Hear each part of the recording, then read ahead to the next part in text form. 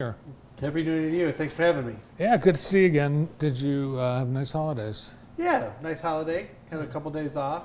Got a lot of work done. It gets real quiet between the holidays, so it's a great time to get a lot done. Yeah, same here. Well, you got a lot of construction you're planning for 2025, but this is a planning time. You Right. do a lot Right of... now, we're really pushing to get things out the door, get them out to bid, so we can, get construction started in 2025 in the spring as soon as the thaw comes. We've already bid probably a third of our jobs. We got 5 or 6 that are up to the state waiting to get bid in January, March, and February, March. So we're in pretty good shape to get going in 2025. But to start and get a lot of work done in 2025, you really got to be ahead of it, and that's where we are right now. Well, one of the projects I wanted to talk to you about today is it's a multi-year project having to do with the Martin Luther King Jr. corridor. Yeah, that's one of our big ones. We've actually got a banner year coming in terms of like the quantity of work we're doing. We're doing this job on MLK.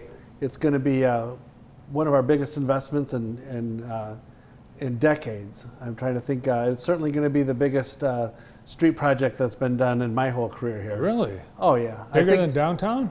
Oh yeah. This in terms of cost and scope, it'll be about 3 times bigger. Wow. Yeah.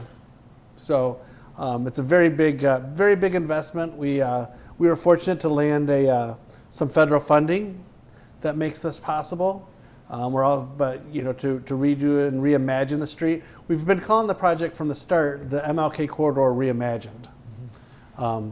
Just trying to reimagine what that space could be, make it livable, more livable, and at the same time, while we're working on the surface and making it a better community asset that you can see and use, we're also going to be doing all the sewer and water main work underground and making sure the infrastructure is ready to handle that, the next generation, So you won't recognize it once it's done? No, we're trying to completely reimagine it. I mean, if you look out there now and how it's been built over time, it basically looks like a highway through the middle of town, right through a neighborhood.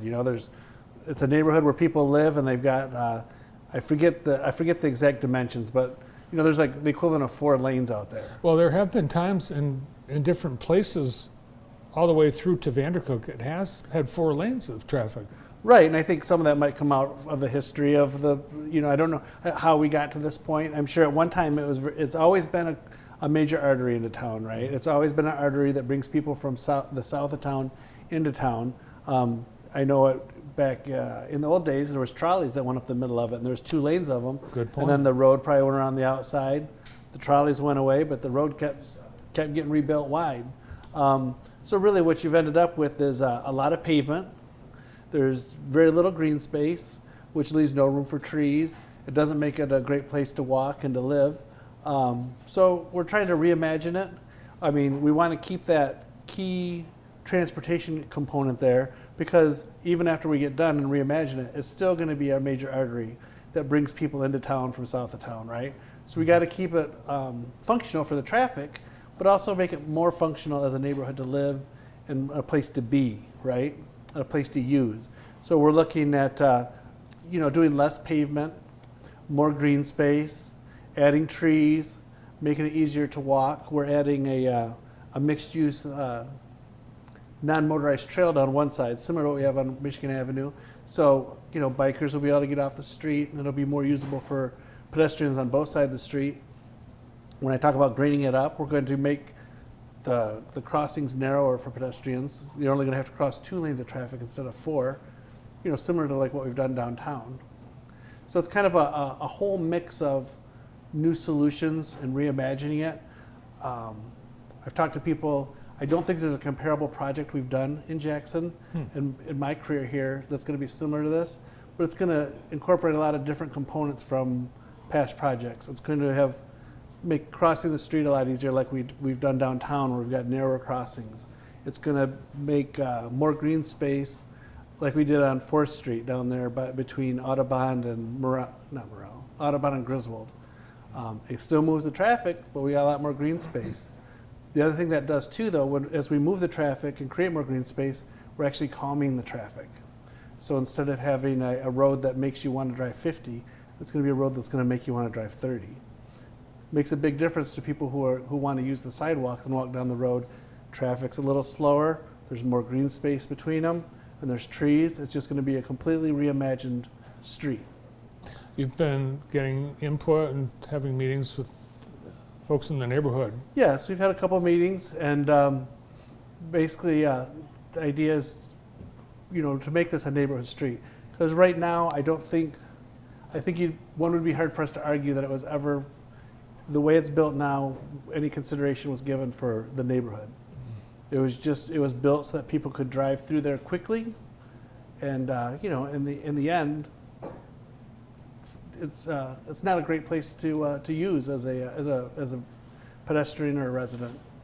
Yeah, and it's an area of town that I think anyone that lives in that area feels neglected, that this is not an area that gets investment. Well, there's been different investments over time, but like the road that's out there now, I think it was probably built in the late 80s, 90s, but the investment that was put in, did it really benefit the neighborhood, One could argue, well, it's got nice pavement, but if it's just made to drive through, that's not really, I don't think, a good investment in the neighborhood, There might have been investments, but they weren't good investments. Right. Maybe that's a good way to put it. So this starts, actually, it's underway right now. You've done with the paperwork and all that, but the some physical construction will start in a couple months. Yeah, and actually, we've actually done some construction things already. Last year we did a project where we replaced all the lead services. Mm-hmm. You know how we've talked a million times when I've been here about replacing lead service lines for water. That was going to be a challenge in terms of using the grant funding we had. So we just did them early. We got them done and out of the way so that it won't hold anything up once we do start construction on the road and start doing the big work. So that's done. We've submitted all the paperwork. We've gotten all our permits. We're just, this project, it won't be bid by the city. It'll be bid through the state. And we're looking at probably being in a March lighting for that. One thing we're going to be doing here before then is doing some tree removals. Believe it or not, there are a few trees out there, but when you think about it and you think about your experience driving through that, you don't remember the trees, but it's a whole mile. Yeah. There's about 20-something trees that are going to be taken down. They're going to be replaced with a lot more trees by the time we get done. But we need to get those trees down before seasonal limitations hit. We're not allowed to remove trees after March or after April. We need to protect endangered species that might be nesting in them once the weather warms. So we got to get the trees down while it's still cold. So we're gonna get that done, and then we'll probably be starting. I'm guessing late April, early May. We'll be starting in earnest. Yeah, I heard you at one of the meetings say you've got to protect the bats. Yes. Yes, the bats live in the trees. I'm not an expert on the bats. I do know enough to know the rules. How do we protect them? I don't remember what species, but there's endangered species, and they like to get in the bark and sleep in the bark and nest in the bark. Oh, good to know. But they must migrate up to Michigan once the weather warms. So we don't want to cut down trees that bats are using. We got to cut down the trees before they arrive. So that's why we have those seasonal limitations. All right, and then the road, you'll have to close some of the road at some point. Well, it's gonna be inconvenient. I think we're gonna keep the road open to one lane of traffic. I'd have to recheck my notes. I see you're looking at them right there. Yeah, I've got your timeline. But we're going to keep one lane of traffic for northbound open at all times. We need to keep it open so that people who live on the street can get to their homes.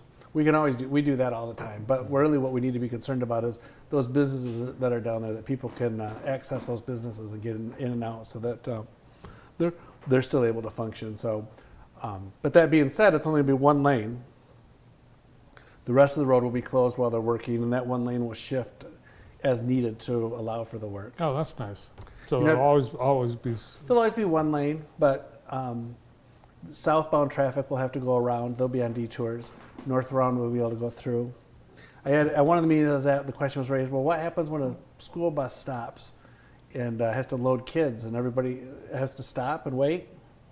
Yeah, it's going Yeah. to be inconvenient, but it will work. You know, it's just kind of something we're all going to have to get through together. You know. As we say, it'll be nice when it's done. There you go. Thanks, Troy. Thank you for having me. You can see all the plans and detail on the City of Jackson website. City Engineer Troy White. Well, still to come on the show, we've got our Meet the